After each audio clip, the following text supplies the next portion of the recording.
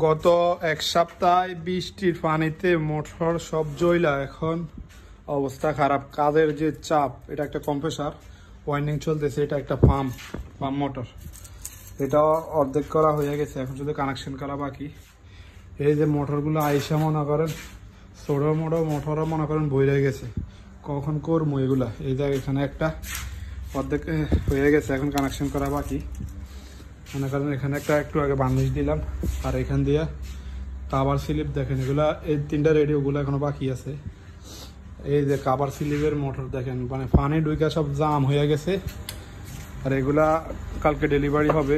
এই এখানে 5-6টা, এখান দিয়ে 4টা আছে, আবার এখান দিয়ে আবার এখন আসছে মাঠ ফার্ম, এগুলা 1 2 3, আর এখান দিয়ে আরেকটা এসে আবার ওগুলা কালকে ডেলিভারি হবে। মানে কাজের এখন প্রচুর চাপ, এই দিকের থেকে ওই দিকে তাকানোর সময় নেই, এত পরিমাণ কাজ।